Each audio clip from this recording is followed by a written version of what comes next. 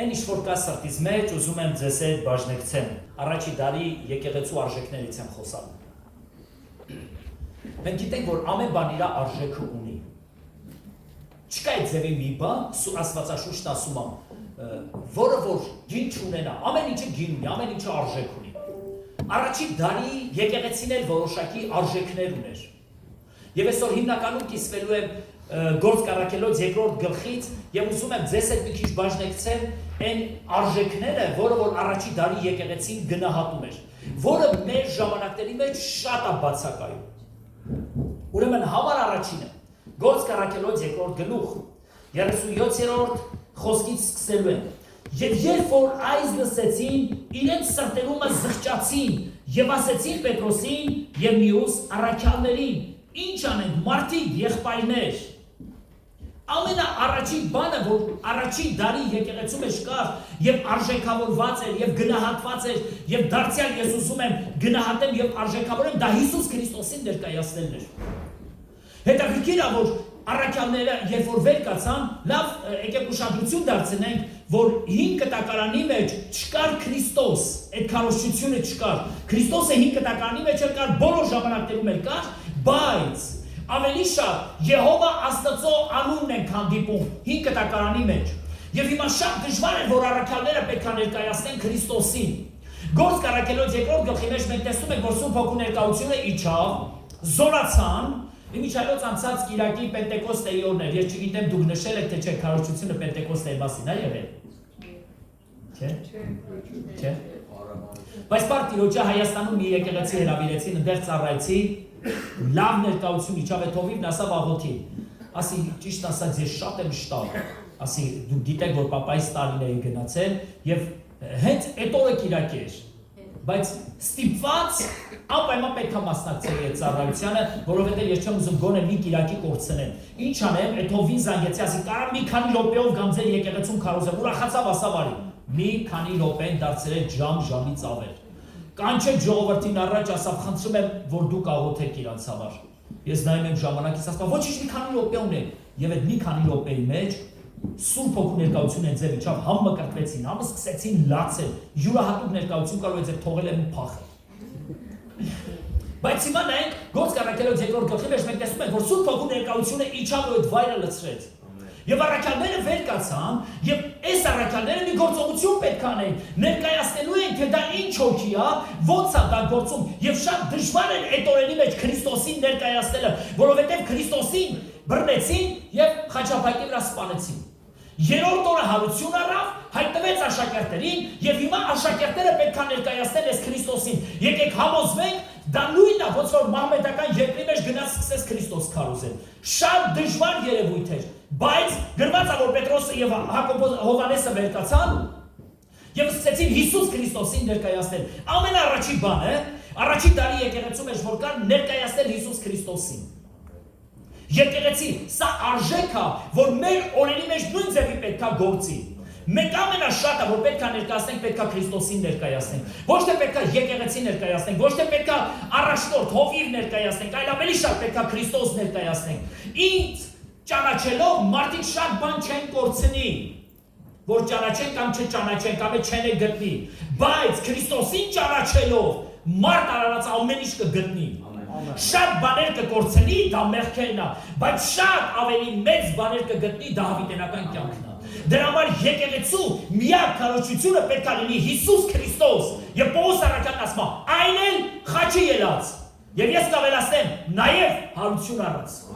Որովհետև այն հարություն առած Քրիստոսը, որը որ 3 օր հետո հարություն առավ, նա հարության կյանքն էր։ Եվ մեզանից ամեն մեկս ոչ միայն պետք է ճանաչենք, հաղորդակցվենք Քրիստոսի հետ, այլ մենք մեզ համար արժեք պետք է լինի ներկայացնենք Հիսուս Քրիստոսին։ Առաջին դարի եկեղեցու ամենակարևոր եւ ամենաառաջնային արժեքը դա ներկայացնել Հիսուս Քրիստոսին։ Գիտեք,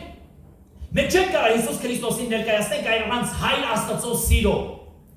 Որովհետև մենք գիտենք, որ Հայր Աստծո սիրո դրսևորումը զոհաբերությունը դա ինքը Քրիստոսն էր։ Գիտես, քո արածները կգնահատեն նրանք, ովքեր որ կարողացել են հասկանան քո արած զոհաբերությունը։ Եթե քո զոհաբերությունը մարդ արարածը չհասկանա, նա չի հասկանա, թե դու ինչ սիրով ես սիրում իրան։ Լսած կլինեք, որ հաճախակի երեխաները ծնողներին ասում են, ինչ ունես արած ինձ համար։ Գիտես, բայց դու անկում գիշերներ ես անցկացրել։ Երբ որ քո երեխան հիվանդ է եղել, դու նրա հետ լացել ես։ Դու տառապել ես նրա մեծանալով հանդերձ։ Նա մեծացել է, եւ դու արդեն ժամանակն է, որ դու նրանից ինչ-որ բան ստանաս, բայց անկած քո երեխան նայում է քեզ եւ ասում է, ինչ ունես արած ինձ համար վաղշը։ Նա չի հասկանում, թե դու ինչ զոհաբերություն ես արել։ Մենք չենք կարող հասկանալ Աստծո սերը, եթե չհասկանանք Աստծո արած զոհաբերությունը։ Դուք չեք հասկանալ իմ սերը ձեր հանդեպ, եթե դուք չհասկանաք, թե ես ինչ զոհաբերություն եմ արել ձեզ համար։ Որպեսզի կարողանանք հասկանանք Աստվածային սերը, պետք է կարողանանք հասկանալ Աստված ինչ արեց Գողգոթայում խաչի վրա,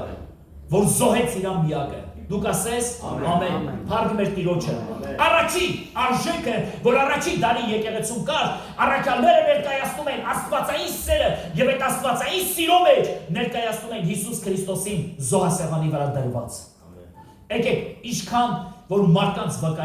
վկայենք ու ներկայացնենք այն զոհը, որը որ 2000 տարի առաջ մեզ համար զոհվել է,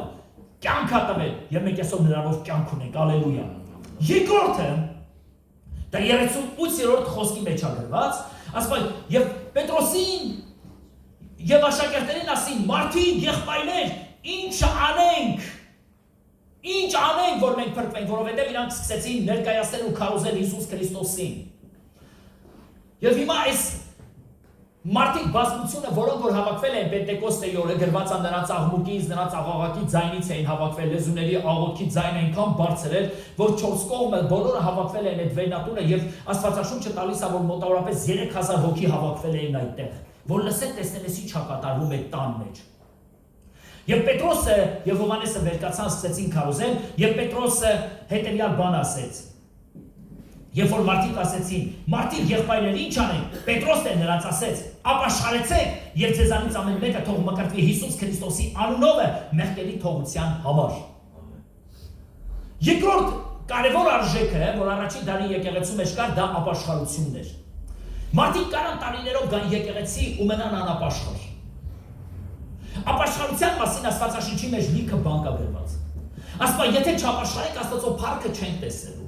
Հիսուս Քրիստոսը եկավ ու ասեց. ապաշխարեցեք, որովհետև յետնային թագավորությունը մոտեցել է։ Եվ առաքյալները քարոզում էին ապաշխարություն։ Հիսուսը քարոզում էր ապաշխարություն։ Հովհաննես Մկրտիչը քարոզում էր ապաշխարություն։ Մինչև օրս քարոզվում է ապաշխարություն։ Դուք ասես, ինչի ապաշխարությունը այդքան շատ կարևոր է։ Դու կողքինին ասա, որ ապաշխարությունը կարևոր է։ Մի հատ ասա, դու կողքինին ասա, ապաշխարությունը կարևոր է։ Ինչ ասես, կարևոր է, թե կարևոր չի։ Հալելույա։ Ապաշխարությունը շատ կարևոր բան է։ Երկար ժամանակներ մարդը կարա գա եկեղեցի, բայց միշտ մնա անապաշխար վիճակի։ Եթե չապաշխարենք, Աստծո փառքը չեն կարող տեսնել։ Հայտնության գրքի մեջ գրված է, եւ փոխանակ ապաշխար էին, սկսեցին երկնքի Աստծուն հայհոյել։ Ապաշխարությունը կարևոր մի բան է։ Ես հաճախակի ապաշխարությունը այսպես եմ կոչում, որ ապաշխարությունը դա մարդու եսի էգոյի մահն է տեղի ունենում։ Որովհետև մարդ արարածը մահանում է աշխարհի համար եւ կենթանանում է Հիսուս Քրիստոսի համար եւ ապրում է նրա համար։ Ուստի մենք այստեղ մի կարևոր բան ենք հասկանում, որ ապաշխարությունը ինչքան կարևոր է, որ Հիսուսը քարոզեց, առաքյալները քարոզեցին, Հովհաննես Մկրտիչը քարոզեց, նաեւ 5 կտակարանի մեջ կա ապաշխարություն։ Բոլոր ժամանակների համար Աստված դրել է ապաշխարություն։ Ապաշխարություն այսպես մեր լեզվով ասած բացատրեմ, դա նշանակում է մտածելակերպի եւ ապրելակերպի փոփոխություն։ Մտածում ենք եւ մեր մտածածը սկսում ենք մի նոր ձևի ապրել։ Նախկինում գողանում էի, հիմա տալիս է։ Նախկինում սուտ էի խոսում, հիմա ճշմարտությունն եմ քարոզում։ Նախկինում շատ մեղքեր էի գործում, բայց հիմա մեղ գործողներին փրկության մասին եմ ավետարանում։ Եկեք ինչքան հնարավոր է փրկության ավետարանը, որը որ մեզ ապաշխարության հնարավորություն է տալիս, եկեք ուղղակի քարոզենք։ Այրոպորտում մի անձնավորության հանդիպեցի, երբ որ գրկախառնվեցինք, իրար հետ ծանոթացանք ավելի ջերմ բան, ասեց, գիտես ես ձեր մասին ինչ-որ մի բան գիտեմ, ասում եմ ինչ։ Գիշեր մի անգամ ես վկայություն տվեցի, որ ինքնաթիռով թռնելուց իմ կողքին նստած էր մի հատ ադվոկատ։ Եվ սկսեցի ավետարան քարոզել։ Ասեց, դու ես ինչի ճանաչում ես։ Ասեց, ինչ որ դու ինտատիրի մեջ իր հետ հանդիպել ես։ Վա, ասի, հա, հանդիպել եմ։ Ասեց, դա իմ բարեկամուհին է։ Քո մասին պատմեց, թե դու ինչեր ես իրան քարոզել։ Գիտես, կանցել է ժամանակներ։ Ինչ որ մեկին վկայում ես ու մոռանում ես, ով էր, ինչ էր, ինչ եղավ։ Բայց այս ազնվորության մեջ այս սերմերը, որ դու գցում ես, դա աննպատակ չի լինում։ Ուստի Սուրբ Գիրքը մեզ սովորացնում է ապաշխարել, եւ դրա համար առաքյալները մեզ քարոզում են ապաշխարել։ Մենք պետք է ինչ որ բաներից ապաշխարենք, ոչ թե պետք է մեր մեղքերի ցանկը շատացնենք, այլ պետք է մեր մեղքերի ցանկը պակասացնենք։ Ես երբ որ նոր էի ապաշխարել, իմ բոլոր մեղքերը աչորդ ֆորմատի վրա գրել էի, մանր տառերով էի գրել։ Ես գիտեմ, եթե դու գրես աչորդ ֆորմատի վրա, երկու թերթը, երկու էջը հերիք է, որ մեծ տառերով երկու մեղքի անուն գրես։ Բայց իմ այնքան շատ էլ մանր տառերով գրել էի։ Եվ գիտեք, որից ապաշխարում էի, ջնջում էի, այդ մեղքի վրա գիծ էի քաշում, որ այդ մեղքից ազատագրվեցի։ Ու այնքան է ուրախանում, ամեն անգամ երբ որ նայում էի, հիմա էլ հոգսերի աղոթք եմ անում այդ ձև, ձեզ համար եմ աղոթում այդ ձև, բայց ես գրում եմ թերթի վրա, եւ սկսում եմ, երբ որ ինչ-որ մի բան հաղթահարում եմ, դա ջնջում եմ։ Ու ես սրանով ուրախանում եմ, որ ես այս մեղքից ազատագրվեցի։ Ապաշխարությունը կարևոր բան է, սիրելի քրիստոնյաներ։ Գրի քո մեղքերը, մի անգամ կվերցնես ձեր տանը A4 ֆորմատ, կցնկես եւ կսկսես գրի առնել քո մեղքերը։ Եվ հետո կսկսես քո մեղքերի համար աղոթել։ Որ մեղքից որ ազատագրվեցիր, ջնջի այդ մեղքը։ Եվ տես մի տարվա մեջ ինչքան մեղքից ես դու ազատագրվում։ Դժվար բան եմ ասում։ Հա դու մտածում ես թե բա որտեղ պահես որ ամուսինդ կամ կինդ չտենա, ինչ որ միտեղ։ Մեկիդ մեջ։ Ես շատ թակուն տեղ էի պահում այդ գրվածքը, որ միայն ես տեսնեմ այդ ինչեր եմ գրել։ Կամ է շեղ տարերով գրի, կամ էլ ընձև գրի, որ ոչ մեկը չհասկանա։ Եվ երբ որ ինչ-որ մի մեղք հաղթահարում ես ջնջի։ Եվ գրված ասում առաքյալները քարոզում էին ապաշխարություն եւ մկրտություն Հիսուս Քրիստոսով։ Երկրորդ կարևոր բանը, որ ապաշխարությանը հաջորդող է, դա երկրորդ կետի մեջ է, դա մկրտությունն է։ Մարդը երբ որ ապաշխարում է, հաջորդ քայլը ինքը պետք է մկրտվի, որովհետև ինքը մկրտությունով ցույց է տալիս ողջ դժոխքին, ողջ երկրավորներին եւ ողջ երկնավորներին, որ ես 2000 տարի առաջ Հիսուս Քրիստոսի հաղթանակով ազատագրվել եմ եւ ես այսօր եկել եմ ուխտ եմ անում իմ Տեր Աստծո հետ, որ ես հավիտյանս հավիտենից հավատարիմ եմ մնալու նրան։ Եվ ոչ թե ես միայն պետք է մտածեմ իմ փրկության մասին, այլ ես էլ միանում եմ առաքյալների քարոզչությանը եւ պետք է քարոզեմ առաքյալների հետ մեկտեղ ապաշխարություն եւ մեղքերի թողություն եւ մկրտություն։ Մենք մկրտությունով միանում ենք Քրիստոսի մահվանը, միանում ենք Քրիստոսի թաղմանը եւ միանում ենք Քրիստոսի հարությանը։ Մկրտությունը հաջորդող բանն է ապաշխարության։ Նրանք ովքեր որ դեռևս չեն ապաշխարել, կոչ եմ անում ապաշխարել ձեր կյանքը Տիրոջը տվեք։ Նրանք ովքեր ապաշխարել են, շտապեք մկրտության, որովհետև մկրտությունը կարևոր պակաս բան չի երկնային արդարություն մտնելու համար։ Ես մտածում եմ, եթե Հիսուսը մկրտվեց, եթե աշակերտները մկրտվեցին, եթե Հիսուսն ինքն էր մկրտություն անում եւ աշակերտներն են, եթե Հովհաննեսն էր մկրտություն անում եւ Հովհաննեսի աշակերտներն են, եթե առաքյալներն են մկրտություն անում եւ մկրտվում, որքան առավել կարեւոր է մեր օրերում ջրի մկրտությունը մեզ համար եւ նաեւ Սուրբ Հոգու մկրտությունը։ Դուք ասես ամեն։ Ամեն։ Դրա մասին գրված է 38-րդ խոսքի մեջ, երկրորդ գլուխ 38-րդ խոսք։ Միայն երկրորդ գլխից են, Գործք առաքելոց երկրորդ գլուխն են։ Շատ արագ սենց հակիրճ ուղղակի ուսումնասիրում են։ Երրորդ կարևոր բանը, որ առաջին դարի եկեղեցին կարևորում էր, դա գրված է 42-րդ խոսքի մեջ։ Եվ միշտ հիշում էին առաքյալների վարդապետությանը։ Միշտ հիշում էին առաքյալների վարդապետությանը։ Վարդապետությունը կարևոր բան է եկեղեցիների մեջ։ Եթե եկեղեցին չունի վարդապետություն կամ եկեղեցին ուշադրություն չի դարձնում վարդապետությանը, այդ եկեղեցին կսկսի ուղեցիրը փոխել։ Վարդապետությունը եկեղեցին պահում է բալանսի մեջ։ Ինչ է վարդապետությունը։ Դա վարդապետությունը, դա Քրիստոսի տված ուսմունքն է, քայլել դեպի ճշմարտություն։ Քրիստոսի տված ուսմունքն է, վարդապետությունը։ Մի երկու բանով հասկացնեմ, ինչ է նշանակում ընդհանրապես վարդապետություն։ Հիշում եք, Հիսուսին ասում էին վարդապետ։ Այսինքն ուսուցիչ, վարդապետ, այսինքն այն ուսուցիչը, որը որ Հիսուս Քրիստոսն էր, նա մեզ մի վարդապետություն թողեց, նա մեզ մի ուսմունք թողեց, որ մենք այդ ուսմունքի մեջ քայլենք, շարժվենք առաջ։ Վարդապետությունը, որ Աստվածաշնչի մեջ 2-ից 3 համարներում հաստատված է։ Այսինքն կա Հիսուսի խոսքերի մեջ, կա Գործք առաքելոցում, կա թղթերում, նաև գերազանցելի է, որ կա նաև 5 կտակարանում, սա վարդապետություն է։ Օրինակ ես ուզում եմ ձեզ մի հատ հարց տամ եւ ուզում եմ ձեր արձագանքը ստուգել։ Փրկություն է, վարդապետություն է թե ոչ։ Այնով ասավայո։ Գիտեք, ես այնքան ցավ եմ ապրում, որ դուք փրկված մարդիկ եք ու չգիտեք, որ փրկությունը վարդապետություն է։ Փրկությունը դա ուսմունք է, դա վարդապետություն է։ Առանց փրկության ում է պետք մեր Աստված պաշտություն է։ Հիսուսը խոսեց փրկության մասին։ Ես եկա որ դուք կյանք ունենաք եւ էլ ավելին ունենաք։ Սա փրկություն է թե չէ։ Առաքյալները ինչի մասին էին քարոզում, որ դուք վաղը որ մահանաք իշք ունենաք։ Հավիտենական կյանք ունենաք։ Բոլոր Աստվածաշունչը խոսում է փրկագնման մասին։ Այսինքն փրկագնումը դա վարդապետություն է թե չէ։ Այո։ Մի ուրիշ հարց տամ։ Ջրի մկրտությունը վարդապետություն է թե չէ։ Ինչը վարդապետություն է, ես եմ ձեզ հարցնում, մի շփոթվեք։ Ջրի մկրտությունը վարդապետություն է թե չէ։ Ավետարանների մեջ կա, Գործք առաքելոցում կա, թղթերում կա, 5 տակարանում կա։ Որտեղ կա։ Այո, Կարմիր ծովը պատրեց անցան, Հորդանանը պատրեց անցան։ Այո, տեսեք որ կա։ 5 տակարանի մեջ կա։ Ովքեր չգիտեն խնդացին, բայց ամաչեցին, ոչինչ։ Զատո իմացեք որ կա։ Սուրբ Հոգու մկրտությունը վարդապետություն է թե չէ։ Վարդապետություն է։ Հիսուսն ասեց կգնաք, կաղոթեք, կմկրտեք։ Եվ ով վրա որ ձեռքը դնեք, նրանք իշք կանեն, լեզուներ կխոսեն, Գործք առաքելոցում լիք է ձևի մկրտություններ կա։ Պողոս առաքյալը խոսում է մկրտության մասին Սուրբ Հոգու։ Նաև 5 տակարանի մեջ կա Սուրբ Հոգու մկրտություն, թե չէ։ Կհիշեք որ համարն է։ Ես ասեմ Եսայա մարգարության մեջ է, եւ գրված է որ վերջին օրերի մեջ թոթոմախոս շուրթերով պետք է խոսեմ այս ժողովրդի հետ, բայց դարձյալ ինձ ուշադրություն չեն դարձնելու։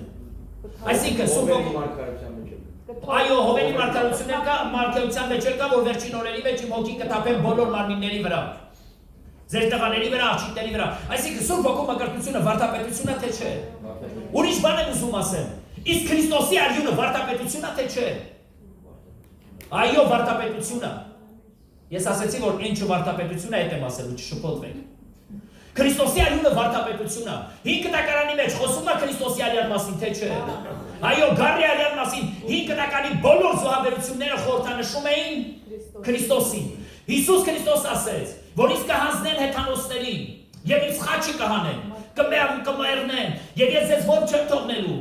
Ես նորից կգամ, այսինքն եւ ամբողջ 5 տակարանի մեջ, եւ նոր կտակարանի մեջ, այսինքն ավետարանների մեջ եւ թղթերի մեջ խոսում է Հիսուս Քրիստոսի թափած արյան մասին, որով ունեն կյանք եւ հավիտենական, այն էլ հավիտենական։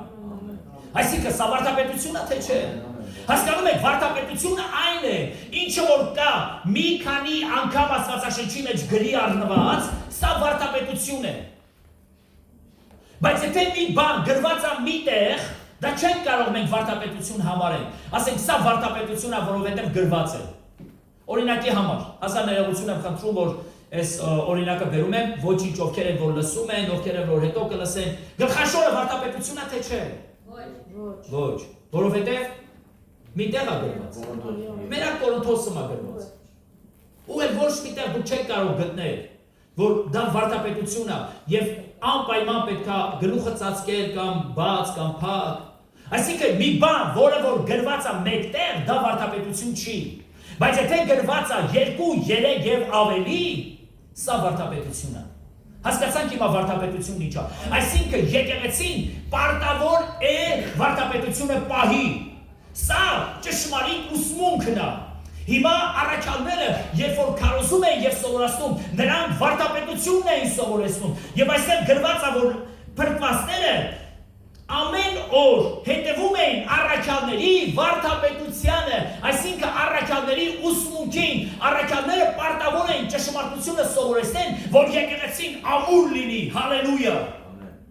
Քրիստոսի մեջ մահը վարտապետությունն է թե չէ։ Այո։ Երկու օր առաջին եղբայրներից մեկը կոնֆերանսում մի սիրուն քարոզ տվեց, դուրս շատ եկավ մի հատ ֆրազա բերեց, ասում է Ստեփանոսի մահը, ասում է գրված է չի Աստվածաշնչի մեջ, որ Հիսուս Քրիստոսը նստած է որտեղ հոր աջ կողմը, բայց Ստեփանոսը գիտեք ինչ տեսավ, ասում ահա ես տեսնում եմ որ կանգնած է։ Դիմավորում էր իրեն։ Երբ որ սուրբերը ննջում են Քրիստոսի մեջ, սա երանություն է։ Եվ ոչ մեկը թող չտրտմի, չտխրի, այն հավատքի մեջ եկեք ավելի առաջանանք։ Այն ինչ որ Աստվածաշունչը սովորեցնում է որպես վարդապետություն եւ որպես ուսմունք, եկեք ամուր պահենք այդ վարդապետությունը։ Եթե դա գրված է Աստվածաշունչի մեջ եւ դա մի քանի անգամ հաստատված է, ուրեմն դա ինձ համար խիստ կարեւոր է։ Ես հիշում եմ ժամանակներ առաջ եղբայրներից մեկը մոտեցավ ինձ եւ ասեց. Հովանես եղբայր ասեց, ինչ որ գրված է Աստվածաշունչի մեջ պետք է կատարենք։ Ասի եղբայր, ինչ որ գրված է մենք չենք կարող կատարենք։ Ասա գրված է ամեն բան կարող ենք ինձ զորացնող Քրիստոսով։ Ասի դե որ կարող ես, Պողոս ասա վերարկուս կբերես։ Ասի վերարկու վերցրու Արտուր Պողոսի։ Ասում ինչ վերարկու, ասի չգիտեմ քեզ ասել։ Ասում որտեղ ասում։ Ասի Տիմոթեոսի թղթի մեջ գրված է վերարկուս բերես դու։ Ասում ուր տանեմ, ասի դու գիտես մենակ Պողոսի տեղը, ես ինչ իմանամ։ Դու ասես ամեն բան կարող ես ինձ զորացնող Քրիստոսով, եթե դու ամեն բան կարող ես, ուրեմն Պողոս առաքյալի վերարկու վերցրու Արտուր իրան մագաղատներն էլ հետը կտանես։ Հասկանալի է ինչա վարտապետություն է։ Միտեղ այդ բանը գրված է, դա չի նշանակում որ բոլորս պետք է նույն բանը կատարենք։ Բա որտեղից Պողոսի մագաղատները ճարենք, որտեղից Պողոսի վերարկուն ճարենք, որտեղ տեսնենք Պողոսի որ այդ ամենը տանենք տան։ Մենք գիտենք որ Պողոսը Հիսուս Քրիստոսի մոտ է, դու ասես ինչ չգիտես Հիսուս Քրիստոսի մոտ է։ Գիտեմ, բայց ո՞նց կարաս Պողոսի վերարկուն մտցնես ընդեղ։ Չես կարա տանես։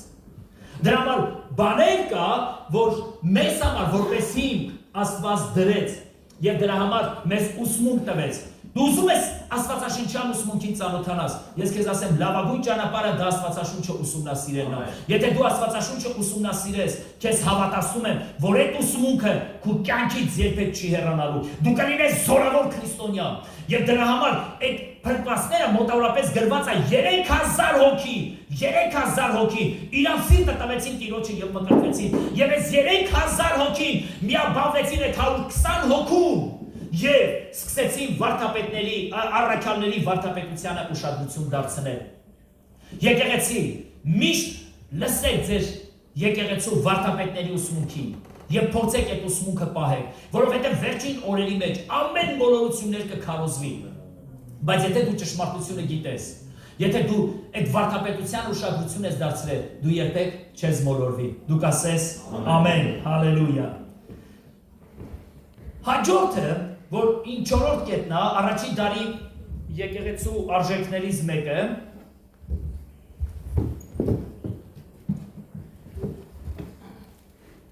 գրված է, առաքյալների վարդապետությունից հետո գրված է հաղորդությանը և հաղորդությանը։ Ինչի հաղորդությունը ինչի համար է շատ կարևոր։ Հաղորդությունը վարդապետությունն է, թե չէ։ Հաղորդությանը 5 կտականի մեջ հանդիպում եք այդ ձևի բանի։ Իսկ նոր կտականի մեջ հանդիպում եք այդ ձևի բանի։ Իսկ թղթերի մեջ հանդիպում եք։ Հիմա նայում եք Աստվածաշնչին, տեսնում եք հաղորդությունը ինչի համար է կարևոր։ Հիսուս Քրիստոս ասեց. քանի անգամ որ կուտեք ու կխմեք, իմ մահը կպատնեք։ Հիշում եք, երբ որ Աբրահամը Մելքիսեդեկին հանդիպեց։ Մելքիսեդեկը ինչ տվեց Աբրահամին։ Մելքիսեդեկը Աբրահամին ինչ տվեց։ Հաց ու գինի։ Ոնց որ եկան նոր կտականի մեջ էլ հանդիպեցին հաց ու գինի։ Հիսուսն էլ հաց ու գինի տվեց։ Քահանայապետը Աբրահամը Մելքիսեդեկին 10-րդ տվեց։ Բայց Մելքիսեդեկը, որ քահանայապետ է գրված Աստվածաշնչի մեջ, ասում է ոչ օրերի սկիզբ ունի եւ ոչ ավարտ ունի, որ Եբրայեցիս թղթի հեղինակն ասում է, որ նա խորհրդապատկերում էր Քրիստոսին։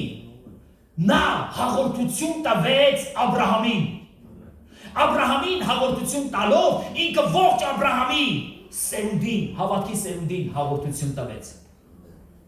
Այսինքն կյանքը փոխանցեց։ Հիմա նայում եք Աստվածաշնչին եւ տեսնում ենք Հաջորդ բանը, որ ասում է, եւ այդ փրկվածները հետևում էին նաեւ հաղորդությանը։ Ամեն անգամ, երբ որ մենք մոտենում ենք հաղորդության, մենք պետք է խորը գիտակցենք ինչ է հաղորդությունը։ Հաղորդությունը Հիսուս Քրիստոսի մարմնի եւ արյանը հաղորդ լինելու խորհուրդն է։ Հաղորդության միջոցով մենք ուզում ենք հետեւյալ բան ասենք, որոշ մարդիկ ովքեր չգիտեն հաղորդությունն ինչ է, տերունական ընթրիք, որ Հիսուսը հացը վերցրեց, օրտեց եւ բաժակը առամորտեց եւ տվեց, ասեց. «Առեք, կերեք եւ խմեք, որովհետեւ սա է իմ մարմինը, որ կկոտրվի ձեզ համար, եւ սա է այն արյունը, որ կթափվի, որովհետեւ մենք Քրիստոսի թափած արյունով կյանք ստացանք»։ Երբ որ մենք հաղորդության ենք մոտենում, հաղորդությունով մենք ուրիշ բան ենք ասում, որ մենք իրար համար թանկ ենք եղբայրս, քույրս, մենք իրար հարազատ ենք, ինչու, որովհետև մեր մեջ նույն Քրիստոսի արյունն է հոսում, որովհետև մենք մի հաց ենք, մենք մի մարմին ենք Քրիստոսով, ժամանակներ առաջ մենք օտարներ ենք, բայց հիմա Քրիստոսով մենք մեկ ենք դարձել, մեկացել ենք, որովհետև նրա մարմինը մի մարմին է, մարմինն անջատ չի, տեսեք մարմնի անդամները ինչքան բազմազան են, ինչքան բազմազան, բայց մարմնի բոլոր անդամները իրար մեկացած են, հենց էլ չի որ ձեռքը կողքից է քայլում։ Աստված ինչքան հետաքրքիր է ստեղծել մարդ արարածին եւ նույն ձևով Տերը ստեղծել է եկեղեցուն։ Մենք իրար մեկս մյուսից փոխկապակցված ենք։ Մենք իրար հետ մեկացած ենք։ Գիտեք ինչով, Քրիստոսի թափած արյան զորությունով։ Մենք նրանով ենք մեկ դարձել եւ ամեն անգամ, երբ որ մենք հաղորդության ենք մոտենում, մենք պետք է կարողանանք հասկանալ, որ մեր քույր եւ մեր եղբայրները մեզ համար թանկ մարդիկ են, մենք առանց իրար զրո ենք, ոչ մի բան ենք, բայց մենք իրար հետ միասին կազմում ենք Հիսուս Քրիստոսի մարմին։ Երեխա ժամանակ է ձեր բաներ արած կլինեք, մեծահասակ ժամանակ է մի ուրիշ տարբերակ արած կլինեք։ Եղած կլինի ինչ-որ մեկին, որ մատանի դրած լինեք եւ սկսի մատանին այնքան բան լինել, մատա ուր չէ, հետո սկսում է սևանալ։ Եթե ուշադրություն չդարձնեք ինչ կլինի։ Կկտրվի,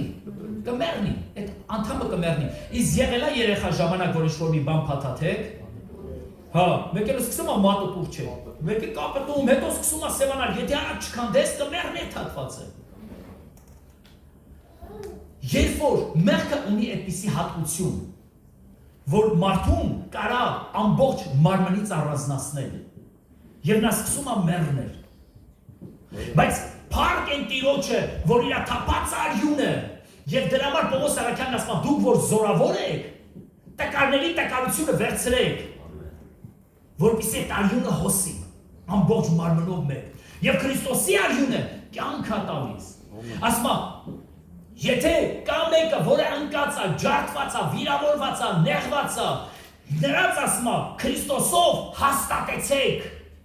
Երբ որ մենք հաստատում ենք, նրանք նորից մեկանում են Քրիստոսի մարմնին, այդ արյունը նորից հոսում է նրանց մեջ։ Եվ նրանց մեջ կյանքը սկսում է վերականգնվել։ Ուստի ամեն անգամ, երբ որ մենք հաղորդության ենք գալիս, եկեք հասկանանք, հաղորդության ժամանակ ավելի կարևոր չի մեզ համար գինին կամ հացը, ավելի կարևոր է մեզ համար մեր կողքին նստած քույր եղբայրները։ Մարդիկ այդ գինին ու հացը ավելի են կարևորում, քան մարդ արարածին։ Ասում եմ Պողոս Արաքյալի թղթերի մեջ գրված է, ով որ անարժանաբար կմոտենա, ասում եմ լսեք, անարժանաբար մոտենալ, դա չի նշանակում գինուն ու հացին, անարժանաբար մոտենալ Քրիստոսի մարմնին, Քրիստոսի մարմինը դա Քրիստոսի եկեղեցին է։ Եթե մեկը անարժանաբար կմոտենա Քրիստոսի մարմնին, այսինքն արժեք չի տա, գնահատական չի տա Տիրոջ մարմինը, նա պարտական կլինի եւ նրա մեջ ցավեր ու հիվանդություններ կսկսեն եւ ժամանակից շուտ է կմեռնի կգնա այս կյանքից, բախտը կբերի։ Մենք պետք է կարողանանք արժեք տան Քրիստոսի մարմնին, որովհետև Քրիստոսի մարմինը դա Քրիստոսի եկեղեցին է։ Ամեն։ Մենք իրար համար թանկ ենք եկեղեցին։ Մենք քույր եղբայրներ ենք Քրիստոսի մեջ։ Մենք իրար համար հարազատ մարդիկ ենք, առողջություն աղբեր ջան։ Մենք իրար համար հարազատ մարդիկ ենք, որովհետև նույն արյունն է մեր մեջ, եւ նույն հոգին է մեր մեջ, եւ նույն մարմնից ենք մենք, Քրիստոսի մարմնից։ Մենք նրա մարմինն ենք։ Մի հատ նայ երկու իրը քոքուն դեմքին նայ։ Նայ կհիշես։ Գիտեք, մենք իրար անդամներ ենք Քրիստոսի մեջ։ Մենք իրար օգնականներ ենք, մենք մեկս մյուսից լրացնողներ ենք։ Քու կողքին է քեզ համար թանկ անձնավորություն է։ Ես կոնֆերանսին, երբ որ կոնֆերանս էինք Սոչիում, այդ կոնֆերանսին պատմեցի 3 ձիերի պատմությունը, դա դուք գիտեք։ Եվ մեր քույրերից մեկը մեքենայով գնալու ժամանակ ապակին իջացրեց ու ասեց. «Հովիգ եղբայր, մենք չենք թողնելու ոչ կարմիր ձիուն ուտեն, ոչ էլ սպիտակ, որովհետև մյուս օրն է սև ձիուն են ուտելու»։ Դա տպավորվել էր այդ քրոջ մեջ։ Այո, ասի։ Եթե առաջ կարմիրին ուտեն, հետո սպիտակին կուտեն, երրորդ օրն էլ սևից կուտեն։ Դրա համար մենք մեկս մյուսից համար թանկ ենք, որովհետև մենք իրար քույր եղբայրներ ենք։ Գիտես կգնաս երկինք, թող Աստված տա, որ քո բոլոր հարևանները, բարեկամները, բոլորը քեզ այդ երկնային արդարություն կլինեն։ Բայց եթե անգամ նրանք չլինեն, քո եկեղեցու քույր եղբայրները անպայման քեզ այդ երկնային արդարությունն են լինելու, որովհետև մենք բոլորս միասին Քրիստոսի մարմինն ենք կազմում։ Եվ այստեղ Աստվածաշնչի մեջ գրված է, որ առաքյալները Եվ այդ փրկված մարդիկ ամեն օր հաղորդության էին մասնակցում, ու երբ որ հաղորդության էին մասնակցում, հենց հաղորդությունով ասում էին. «Աշոտ եղբայր, դու ինձ համար թանկ ես, Արփինե քույր, դու ինձ համար թանկ ես, այս ինչ քույր, դու ինձ համար թանկ ես, որովհետև մենք միասին մեկ մարմին ենք, ինչպես Հիսուսն ասում, մեկ մարմին ենք մենք շատերս»։ Դուք ասես ամեն, դու կողքին ասա, դու ինձ համար թանկ ես։ Հալելույա։ Ինքը չասեց քեզ, ամաչեց ասի։ Հալելույա։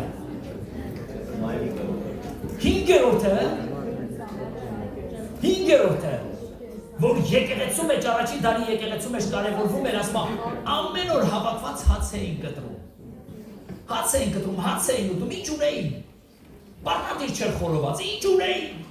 հաց էին կտրում, ասում ամբողջ օրը հավաքված։ Գիտեք, որ սա ջերմացնում է մարդկանց իրավունքները։ Հեշտ փորձել ես ինչ-որ մեկին տուն հրավիրես, նստես, հետը հաց ուտես մի կտոր։ Ինչի կարելի է, հա, ինչի կարելի, կարեք հրավիրեք, ինչի կարելի։ Դա փորձեք ինչ-որ մի քրիստոնյայի հրավիրեք, ու իր հետ մի կտոր հաց կերեք, ձված եղարեք, մի կտոր ինչ-որ մի բան կերեք, տեսեք ինչքան օգնություն է, այստեղ Աստվածաշնչի մեջ գրված է, եւ հաց էին կտրում, ամեն օր հաց էին կտրում իրար հետ։ Գիտեք, հաց կտրելը, դա ջերմություն է, դա հաղորդակցություն է, ինչքան ուզում է օտարացած լինես, երբ որ հացի սեղան կա, նստում ես հացի սեղանի մոտ, սկսում ես ծանոթանալ։ Դուք չգիտեմ նկատել եք, թե չէ, հացի սեղանի մոտ սա իրար հետ ծանոթանում են, կենացավ, բայց չեն ճանաչում, չկենացի մասին է խոսքը։ Իմ պապայի տարում, որ ես գնացել եմ, մարդիկ կային չէի ճանաչում ես նրանց, բայց որ սեղանի մոտա մեկ է կենաց են ասում։ Մոտենում են, չխկացնում, թխկացնում, բան, վերջը, բայց ես չեմ ճանաչում այդ մարդկանց։ Գիտեք, սեղանը մարդկանց մտերիմ է դարձնում, հարազատ է դարձնում։ Ում հետ, որ դու ուզում ես մտերմանաս և հարազատանաս, անպայման սեղան գցի։ Ու այդ մարդկանց հրավիրի, ու տեսեք ինչքան եք իրար հետ ջերմանում, սրա մեջ քաղցրություն կա։ Ես հաճախակի ասել եմ, նորից եմ ասում։ Դուք նկատել եք, Հիսուսը ամենալուրջ հարցերը սեղանի շուրջ էր լուծում։ Ամենալուրջ հարցերը ընդհանրապես լուծվում է սեղանի շուրջ։ Սեղանի շուրջ նստած են եւ ասեց, ձեզանից մեկը սատանա է։ Ոչ մեկ աճոր չի պահանջում։ Չի ասում ես, չես ասում, եղբայր։ Մենք 13 ընկերներ ենք, 13 տղաներ։ Ու հասկանալի է, որ քեզ հարգում ենք, սիրում ենք, բայց ի՞նչ է նշանակում դու ասում ես ձեզանից մեկը սատանա է։ Այդ ում նկատի ունես, ում ես ակնարկանում։ Ոչ մեկը ոչ բան չի պահանջում։ Ասում են, դաժե մի քիչ այն կողմը սենց է, ասում է, ձեզանից մեկը ինձ պետք է մատնի։ Ասում է, դե միթե ես եմ։ Սա ասում են միթե ես եմ, չեն ասում, այդ չես խոսել։ Սեղանը այդքան մարդուն հարազատ է դարձնում։ Այդքան մտերմություն է առաջացնում, որ մարդիկ լուրջ հարցեր չեն լուծում։ Առանց սեղանի, իսկ փորձել ես հեռախոսով ինչ-որ մեկի հետ մի հատ հարց բացես։ Պարզ հարց։ Էդ ինչ ես ասում։ Եղավ էսա կտենանք։ Գնում ես, այ ախպեր, այդ չեմ ուզում ասեմ, չէ դու ինձ այդ ձև ասեցի։ Հեռախոսով հաճախակի ուզում ես հարցեր լուծես, այդ օդի իշխանը, խոսքերը կոտրած հասցնեմ ատեղ։ Դա օդի իշխանի հատկությունն է։ Բայց սեղանը ամեն հարցերը լուծում, անգամ խիստ կոպիտ հարցերը, սեղանի 4 կողմը շատ հեշտ է լուծվում։ Հիսուս Քրիստոսը դա սովորացրեց իր աշակերտներին։ Հիշում եք հաղորդությունից առաջ ինքը ինչ արեց։ Գրված աշակերտներին ասեց գնացեք, միած սեղան պատրաստեցեք ինձ համար ու ձեզ համար։ Միած սեղան պատրաստեցին եւ սեղանի շուրջ ինքը նստեց ու իր բոլոր հարցերը լուծեց հենց այդ սեղանի շուրջ։ Անկամ աշակերտներից մեկը մոտեցավ իրան ասում, «Համի քեզանից հետո որս եք առաջին դալնելու»։ Ասում այ եղբայրներից պետք է մահվան դատապարտել։ Ինձ հեթանոսներին են հանձնելու հրյաները, ինձ պետք է սպանեն։ Փոխանակ ասեն, ով այ ախպեր, դու մեր հովի աղբերն ես, ով կարա քեզ սպանի։ Ասում բա քեզանից հետո ով աստեղ ես եկեղեցին հովվելու վարկագրադին։ Ուշքումիտերը դա է, երբ ես նրան սպանելու, որ ես հովվեմ։ Պետրոսը, որ առույգ էր, հանկարծ ուրիշ թեմաներ է խոսում։ Հովհաննես ու Հակոբոսը, որ Հովհաննեսին շատ էր սիրում Հիսուսը, հոմորը ուղարկել են, որ գամերը խոսը աջ ու ձախ կողմերը նստեն, բան, ինչ որ հարցեր։ Հետաքրքիր է, չէ՞ մարդը, բայց մարդը լավ բան է, եկեք ասեք։ Իր սխալներով հանդերձ շատ լավ բան է։ Հիմա նայեք սուր գրքին, հաց էին կտրում ամեն օր։ Ժամանակ առ ժամանակ հաց կտրել։ Ոչինչ որ քո հարմարությունը այդքան շատ լավ չի, ինչքան որ լավ է։ Այն որ դու ուտելու ես, դու կարաս ինչ-որ մեկի, մի քրոջ, մի եղբոր զանգահարի, մի երկու հոգու, եկեք ուզում եմ այսօր իրար հետ հաց ուտենք։ Եկեղեցի սրա մեջ ջերմություն կա, եկեղեցին սրանով իրար հետ պետք է կապվի։ Պարտադիր չի որ դու բոլորին հրավիրես, չես կարա բոլորին հրավիրես, բայց ու կարաս։ Վատ չես գա, եթե հանկարծ այսօր նա քարոզից հետո ձեր բաներ անեք, էլի վատ մի զգացեք, ազատ զգացեք ձեզ։ Այո, բա մենք ջերմություն պետք է ցուցաբերենք մեկը զրույցից նկատմամբ։ Օրհնյալ է մեր Տերը։ Սա եկեղեցին կմիավորի իրար։ Հիշում եք, երբ որ Աստծո հրեշտակները Աբրահամին հանդիպեցին, Աբրահամը ինչ արեց։ Ասավ սպասի, գրմեմ բան բերել։ Մի հատ ինչ մորթես, գար մորթես, չգիտեմ, բերեց որ հրեշտակներին կերակրի։ Բաղարշ թխեցին։ Հիշում եք այդ ձևի էլի մի հատ ազնվորություն է ձև բան արեց։ Անունը Գեդեոն էր, դատավորած գրքի մեջ։ Գեդեոնն էլ է ձևի բան արեց։ Դուք մտածում եք, որ աշակերտները դեռ նստած են հաց ու գաթեն բանս ես միսը։ Բայց արեցին այդ ձևը։ Ես հիշում եմ մեր քույրիկներից մեկին, սա շատ շուտվա վկայություն է ուզում եմ տամ։ Այս քույրը վկայում է ինքը հիմա նջելա տիրոջ մոտ է գնացել։ Աստված ընկած աղոթում եմ, ասում եմ Տեր Հիսուս, խնդրում եմ այցելիր ինձ, ես ուզում եմ դու ինձ այցելես, գոնե մեկ անգամ այցելի, ես ուզում եմ քեզ սրբեմ, ես քո կարիք ունեմ։ Ասում աղոթում եմ դուռ խփեցի։ Ինչ անեմ, ասում վեր կացա մտածեցի ամուսինս, գնացի դուռը բացեմ, ասում մի հատ տարիքով պապի կա։ Ասում ցնցոտիներ հագած, մաշված շորերով, մի հատ վեշավոր շալակը գցած։ Ասում ասեցի ինչ եք ուզում, ասեց աղջիկ ջան, մի կտոր բան կա 10 ուտել։ Ասում դե հոգևոր մարդ եմ, բա ինչ անեմ, ասում բերեցի տուն, ասի արի, ասում բայց աղոթքս է ձեր կիսատ մնաց, բերեցի տուն, ասում կերակրեցի իրան, ասեցի մի րոպե, հայրիկ ջան, ես որ շորերը տեսնում եմ, չեմ ուզենա դու ես մեր վիճակով շրջես, ամուսնու շորերից կբերեմ, ասում վազելով գնացի ամուսնու շալվարից, սվիտրից, կոշիկներից բերեցի, ասի խնդրում եմ հագի։ Ասեց աղջիկ ջան, ամուսինդ որ գա, իմանա որ այդ ձևի բան ես արել, պետք է ասի սիրեկանի տեստում բերել, չի հավատալու։ Չէ, ասում հայրիկ ջան, ասում իմ ամուսինն է ձևի մարդ չի, ինքը իր տնոջ վրա վստահ է։ Ասում երբ որ էլի բան գնացի որ բերեմ, եկա տեսա ինքը չկա։ Ասում վերշամուն թողել էր։ Ասում դուրս եկա, հետևից վազեցի վերշամուն ձեռքից, ասում իրան չտեսա, այդ օրվանից հետո իրան չեմ տեսել։ Իրանք շատ աղքատ էին ապրում այդ կինը, շատ։ Ասում երբ որ բացեցի, տեսա բոլոր մեջին կոնսերվաներ, տուշոն կա, այդ ձևի բաները, գավիաձին, խտացրած կա, ասում այդ ձև փակած բաները, թողել էր ու գնացել։ Ասում ես հասկացա, որ այդ օրը Տերը ինձ այցելեց։ Դու ո՞նց ես մտածում, Աստված քեզ ո՞նց այցելելու։ Ես էլի այդ ձևի մի պատմություն եմ հիշում։ Մի եղբոր մասին, որ ծնկում ասում ասել Տեր, խնդրում եմ գոնե մեկ անգամ այցելիր ինձ։ Եվ աստա դուրը թակում են։ Դուրը բացում է բարկացած, տեսնում է մի հատ մարդ։ Ասում է որդիս, ասում կներես էլի ասում է, այնքան վատ վիճակի մեջ ինձ գցեցի, ես զբաղված եմ շատ, չեմ կարա հիմա ես քեզ լսել։ Դուրը թակում է։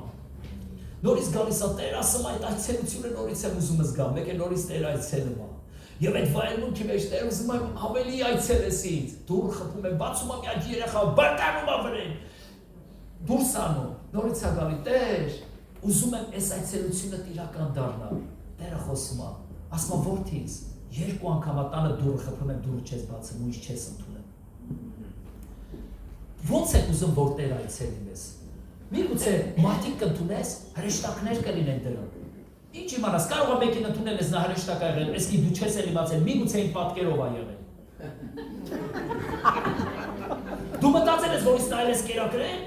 բայց Տերը ինձ հովիտ հարցնում ես, ասում եմ, ես ձեր դու ոչ մի անգամ եկած չեմ, ոչ չես եկել, չես հիշել։ Խորովասն է կերար մեր տանը։ Կարող է կերել։ Կարող է հրեշտակ ես ընդունել։ Դուք ասես եք ձեր բան հնարավոր է, ես կասեմ այն։ Պետրոսը եկավ եկեղեցու դուռը թակում էր, որպեսզի դուռը բացեն։ Ասում է աղախիններից, կանանցից, քույրերից մեկը գնաց, որ դուռը բացի, լսեց Պետրոսի ձայնը, դուռը չբացեց։ Վախեցած եկավ ասեց, լսեք, Պետրոսի հրեշտակն եկել է, դուռը խփում է, որովհետև այն ժամանակ շատ են լինում այդ ձևի բաներ։ Չի ասել Պետրոսն է եկել, ասում է Պետրոսի հրեշտակը եկել է, դուռը թակում է։ Ասում է գնացին, դուռը բացեցին, տեսավ Պետրոս Սարաքյանն է։ Բայց ասում էր հրեշտակը։ Սուգիտ ասում է շատերը մարդկանց կերպարանքով հրեշտակներ ընդունեցին ու ճանապարհեցին, բայց նրանք չիմացան։ Դրա համար Տեր ասեց. բանտում էին, ինձ այցելության եկան։ Ասում է եւ դուք կասեք, Տեր, երբ ես բանտում տեսամ, դու երբ ես բանտ նստել, որ եկանք։ Ասեց իմիներին արեցիք, ինձ արեցիք։ Հիվանդանոցում էի, այցելության եկան։ Տեր, դու երբ ես հիվանդացել, որ մի կե հիվանդանոցում էի։ Իմիներին արեցիք, ինձ արեցիք։ Մեկ էի, հագցրեցիք, սոված էի, կերակրեցիք։ Տեր, երբեք այդ ձև չես տեսել, որ այդ ձև ենք արել։ Իմիներին արեցիք, ինձ արեցիք։ Այնպես որ երբ որ դուք մեկը մյուսից պատվեք, հարգեք, կերակրեք, տաքացնեք, հյուր ընդունեք, միշտ իմացեք, դուք ընդունում եք ոչ թե հրեշտակ, այլ Տիրոջը։ Ամեն։ Օրհնյալ է մեր Տերը։ Վեցերորդը ասում է հաց կտրելուց հետո ասում է աղոթքներին, միաբան էին աղոթքներին։ Որոշ մարդկանց մեջ այս ձևի մի հատ ձևավորված բան կա, որ աղոթքը դա մենակ ավակների, որոշ մարդկանց համար է, աղոթքը բոլորիս համար չի։ Աղոթքը դա գերբնական ապրելաձև է այս օրերի մեջ։ Աղոթքով մենք կարող շատ հարցեր լուծենք, այն ինչ որ ֆիզիկական աշխարհում ֆիզիկական ձևով չեն կարող լուծել, հոգևոր ձևի աղոթքով մենք կարող ենք այդ հարցը լուծել։ Սուրբ Գիրքը տալիս է, որ նրանք միաբան էին աղոթքների մեջ, եւ միաբան աղոթք էին անում Տիրոջը, որպեսզի Տիրոջին զորություն պատասխան գա։ Եկեղեցի մենք ինչքան միաբան ինչ բանի համար որ աղոթենք, մեր միաբան աղոթքը իր նպատակը եւ նշանակությունը կունենա։ Երբ որ մենք կոնֆերանսում էինք, եղբայրներից մեկը մոտեցավ, ասավ մեր եկեղեցուց մի հատ եղբոր, համոզելով բերել եմ կոնֆերանս, եկել ասել ու վատացել։ Խնդրում եմ եկեք աղոթեք։ Եղբայրները մի քանի հոգով ասեցին, եղբայրները մի քանի հոգով կգնանք, վերջապես մի քանի հոգով գնացինք, մի 4-5 հոգով գնացինք այդ եղբոր համար աղոթելու։ Գնացինք մեռելից 10 րոպե պակաս։ Այդ ձև ասեմ։ Տարիքով մարդ էր, նայեցի ասեցի այս տնաշենին ես ուր եմ վերցրել բերել։ Ու ես մտածում եի ոնց եմ տանելու ես սրանից ստեղից։ Սա կարա հենց ես գիշեր գնա։ Բայց որ կանչել են աղոթեք, դու պարտավոր ես աղոթք անես, ոչ թե ուծով կեն լրացնես։ Ու ուր ես ուղարկում։ Եվ վերջապես աղոթեցինք։ Մեկը ձեռքերը բռնեինք, մեկը գլուխը, իմ բաժինը ոտքերն էր, բռնեցինք ու սկսեցինք աղոթել, ջերմեռանդ աղոթեցինք։ Աղոթեցինք, եկանք տուն, սենյակ։ Հաջորդ օրը այս եղբայրը ասեց, վկայություն ունեմ, կարող եմ վկայությունը տալ։ Ասեց, այդ պապիկի համար որ աղոթեցինք, ինք իր ոտքով առավոտյան վեր կացավ ու գնաց իրաց տուն։ Մտածում եմ ասում եմ, ոնց կարող ձև։ Ես որպես այս հասկացա, որ ինքը ընդամենը 10 պակաս, կարող ավելի քիչ պակասներ։ Բերեց ասեց, երևի հատուկ ինձ ապացույց էր, մոտեցավ ինձ հեցա, հովիկ եղբայր ասավ, հլա վիդեոն տես այս մարդը ոնց ա գնում։ Նայեցի իր կնգա կողքով, ոչ թե կնգա ձեռն գա, իր կնգա կողքով ինքը գնում էր էլեկտրիշկա նստի, որ գնա իր տուն։ Ասում է, բայց գիտեք ինչ էի մտածեմ, արաս մեզ մարդուն համոզեցի, որ տանից դուրս գա կոնֆերանս։ Ահա ես սրան ինչ եմ անելու, ումիկ պետք ասեն համոզես բեր այստեղ սպանես տալով։ Ասում ես մենակ էդ էի անհանգստացած մտածեմ, թե այս մարդուն ոնց եմ տուն հասցնել։ Սայլակով էի բերել։ Սայլակով են բերել։ Հա, բայց առանց սայլակ գնում էր, հանգարով գնում էր։ Հա, ես չեմ տեսել։ Հա, բայց առանց բանի գնում էր էլեկտրիշկա։ Հիմա աղոթքը դա ģերբնական ապրելաձև է։ Եկեղեցի մենք պետք է միաբան աղոթենք։ Հիմա ուզում եմ իմանամ, այ ինձ այստեղ հետաքրքրությունս առաջացավ, տենաս իմ աղոթքից է եղել, թե իմ աղոթքով է եղել, ճշտից։ Մի անգամ գնացինք իմ Հայաստանում մի հովիվ ունենք, հիվանդ պարկացավ, մի 4-5 եղբայրով գնացինք իր համար աղոթելու։ Ջերմերան աղոթեցինք, լավ ներկայություն կար։ Աղոթքը վերջացրեցինք, այս եղբայրներից մեկը դառավ սեցավ։ Անունն է տալիս այդ հովվի, ասում է, որ ես աղոթեցի, դու բանը զգացի, այդ հովվին ասում։ Ասում է, որ դու աղոթեցի, ես ոչ մի բան չզգացի։ Ու դա ինձ համար այնքան սիրուն դաս էր։ Ինչին մտածում եք, որ հաստատ իմ աղոթքից այդ բժշկությունն է։ Լսեք, մենք միաբան, մենք եկեղեցի ենք, մենք մի մարմին ենք, մենք միաբան աղոթում ենք, ով ասում եկեղեցու մեջ, այս մեկի աղոթք ավելի զորավոր է, քան մյուսի, որովհետև մեր բոլորի աղոթքները գումարվելով մի մեծ հզոր պատասխան է գալի երկնքից։ Դրա համար չենք մտածում, ում աղոթքով եղավ, մենք մտածում ենք, որ անպայման այդ բանը լինի։ Պողոս առաքյալն ասում է, աղոթք արեք, խնդրվածք ու աղաչանք բարձրացեք ամեն մարդկանց համար, իշխանավորների համար աղոթեցեք, որ խաղաղ ու հանդարտ կյանք ապրեք, աղոթեցեք, որպեսզի պատերազմ չլինի, խաղաղություն լինի։ Աստված մեզ դրել է, որ մենք աղոթենք, մենք բոլոր եկեղեցիներին ենք միանում, բայց ինձ թվում է ամենաշատը, որ Տերը լսում է վարգագրատում մեր եկեղեցու աղոթքը։ Մենք աղոթում ենք, մեր բոլորի աղոթքները մեկանում է։ Եվ այստեղ կարևոր չի, որ եկեղեցու աղոթքը, ում աղոթքը, կարևորը, որ այդ ամենակարող Տերը լսի մեր աղոթքը եւ զորությունով պատասխանի։ Եկեղեցի շատ սիրեք աղոթել։ Տերը հաճախակի որոշների գիշերներն արթնացնում է, որ վեր կենակ աղոթեք, ոչ թե ինտերնետ անեք, Facebook, Instagram, TikTok, այսինքն Facebook-ը հիմա գծերի ծնկած արդեն, ուրիշ բան, հա, ու որից հետո նորից պարկեք ու քնեք։ Տերը հաճախակի ձեզ արտասում է, որ աղոթեք։ Ես հիշում եմ մեր եղբայրներից մեկի համար սկսեցի աղոթել եւ խնդրեցի ասի Տերը հանգիստը վերցնելու այդ մարդուց, թող գիշերները անհանգիստ ձևով վեր կենա եւ սկսի աղոթել։ Վեր իրար հանդիպեցինք սենց ան։ Հովհաննես եղբայր։ Ասպա այսքանի վաղտա չեմ կարող հանգիստ քնեմ, ախպեր, այնքան հանգիստ եք քնում։ Մի ամեն գիշեր արտանում եմ։ Ասի որ անկեղծ ասեմ, ես եմ աղոթել, որ դու անհանգիստ ես, որ վեր կենա սկսես աղոթել, որովհետեւ հիմա քո աղոթքի ժամն է, ոչ թե քնելու ժամը։ Շատ սիրեք աղոթել։ Ամեն։ Աղոթքաժողովներ ունենք։ Ինչ չեք գալի աղոթքների։ Որոշ մարդիկ գալիս են, որոշները չէ։ Մտածում եք, որ աղոթքաժողովները պարապ մարդկանց տեղն է,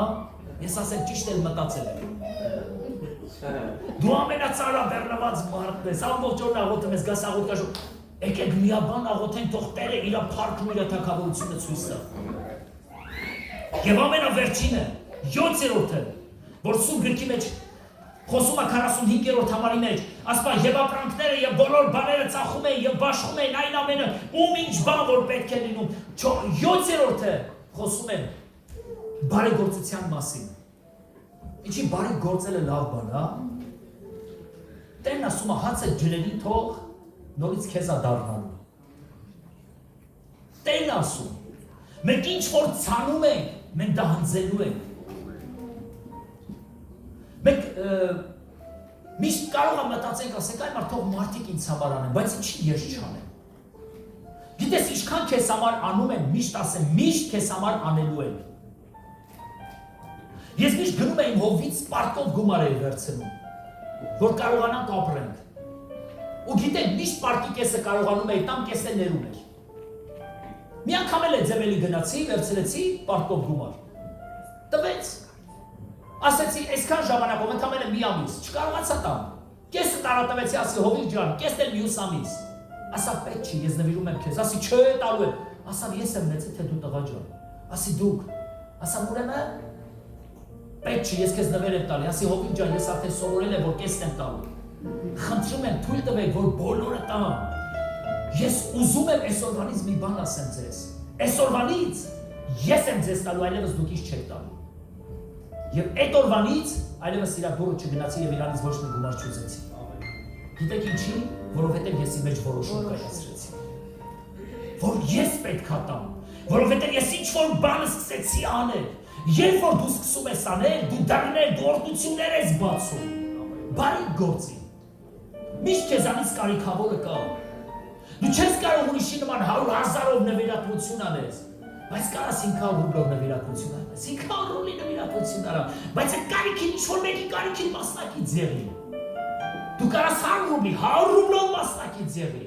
բայց ինչ-որ մի բան թող քեզանից արձակվի, բարեգործություն արա։ Եվ այստեղ Աստվածաշունչը տալիս է հետևյալ բանը 45-րդ խոսքի մեջ։ Եվ ասում է նրանք իրանց ապրանքներից բերում են ով ինչի կարիք ունենում էր տալիս էին նրանց, եւ մեկը մյուսին չէր ասում որ սա իմն է։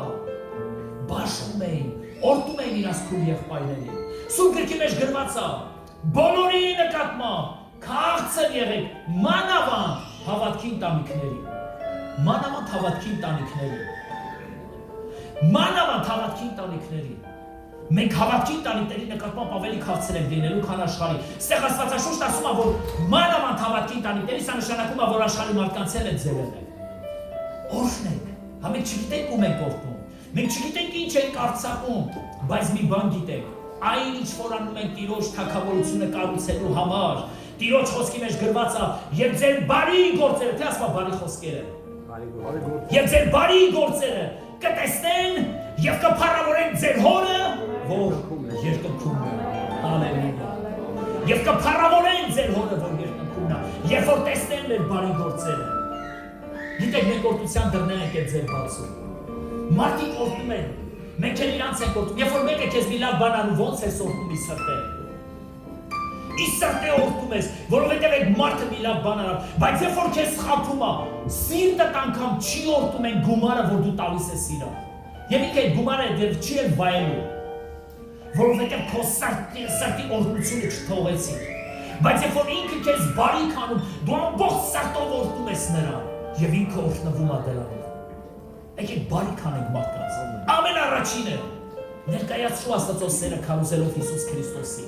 Առաջին դարի եկեղեցու արժեքներն են։ Երկրորդը ապաշխարություն եւ մկրտություն քարոզի բոլորին։ Եկեղեցի, մենք սրանով կարող ենք դժոխքը դատարկենք։ Մենք կարող ենք եկեղեցու մեջ փրկվածների թիվը ավելացնենք։ Ոչ թե ուրիշ եկեղեցիներից մարդիկ բերենք, այլ աշխարհից մարդիկ բերենք, թող մարդիկ գան փրկվեն այս եկեղեցու։ Եկեք վկայենք ու քարոզենք մեր Աստծո մասին եւ քարոզենք ապաշխարություն եւ թող մարդիկ տեսնեն որ մենք էլ ենք ապաշխարել եւ իրանք ցանկանան մեզ նմավեն եւ իրաց կյանքն փոխվի։ Երրորդը նրանք ամեն օր հետևում էին վարդապետությանը։ Մեր եկեղեցու վարդապետությունը եւ ուսմունքը ձևը։ Մեր եկեղեցուն գլխաշոր են կապում, փառք Տիրոջը որ գան ձեր եկեղեցի ես եկեք կապել։ Ես Քրիստոսին այնքան շատ եմ սիրում, եթե ասեին, որ եղբայրներն է պետք է գլխաշոր կապեին, ես կկապեի, այդքան շատ եմ սիրել, 17 տարեկան եմ եղել, որ ապաշխարել եմ։ Բայց այնքան շատ եմ սիրում, եթե ասեին պետք է տղաներն է կապել, ես կկապեի։ Կարող է քո խնդանը գալիս ասես ոնց կարող։ Ես այդ ձև եմ սիրել իմ Աստծուն։ Եթե եկեղեցում ես ձև են հագնվում, ես այդ ձև կանեմ։